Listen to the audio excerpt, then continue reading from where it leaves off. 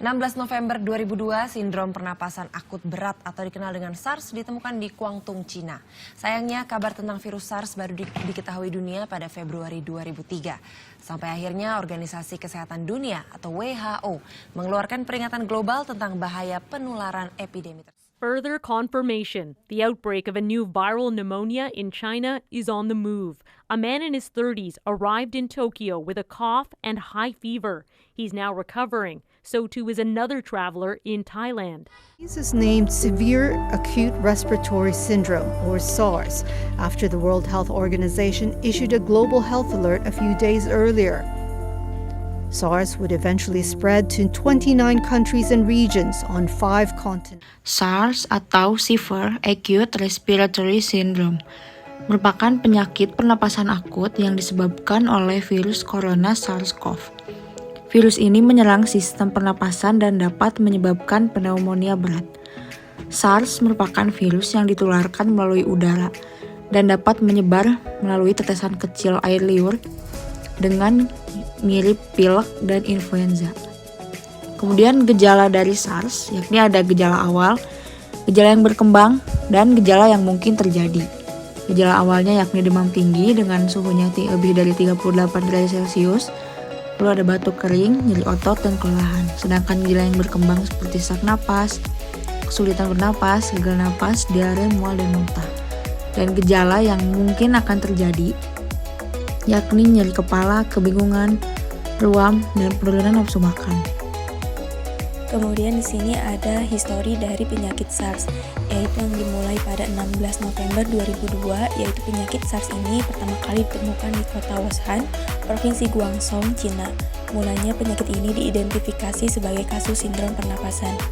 3 bulan kemudian, otoritas kesehatan Guangdong melaporkan wabah pneumonia atipikal pada ratusan orang.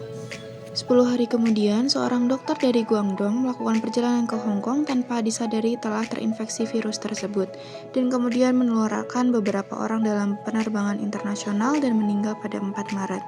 Kemudian salah satu orang dalam penerbangan yang sama terbang ke Toronto dan menularkan pada keluarganya.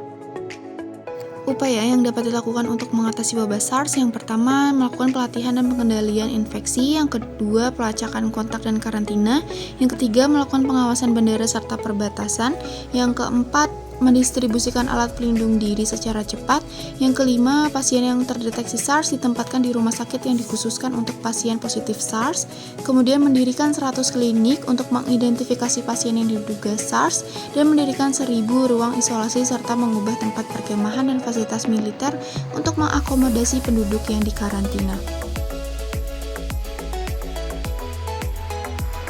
Baik, selanjutnya ada pencegahan.